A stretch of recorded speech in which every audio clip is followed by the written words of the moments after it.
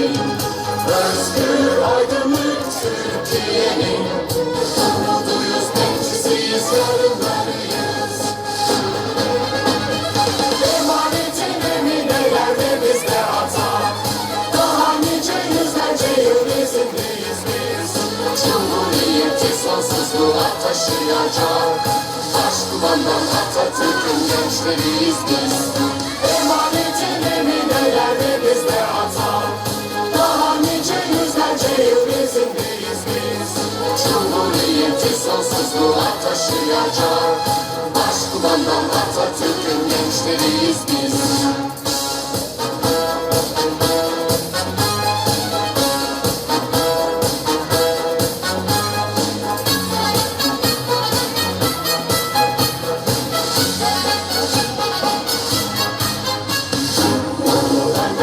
Silah arkadaşları, minnettar kalacak bu ulus size.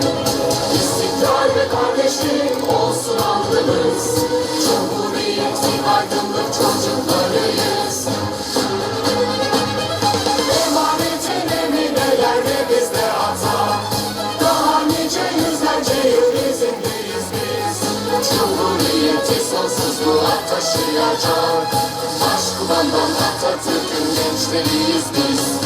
Emanetin eminelerde bizde hata, daha nice yüzlerce yıl izindeyiz biz.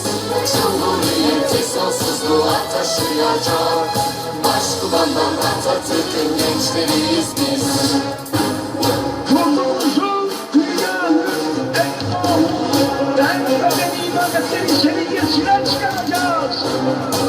Çünkü Türk milletinin karakteri yüksektir. Emanetin eminelerde bizde hata, daha nice yüzlerce yıl izindeyiz biz. Cumhuriyeti sonsuzluğa taşıyacak Başkumandan Atatürk'ün gençleriyiz biz. Emanetin eminelerde bizde hata, daha nice yüzlerce yıl izindeyiz biz. Cumhuriyeti sonsuzluğa taşıyacak Başkumandan Atatürk'ün gençleriyiz biz.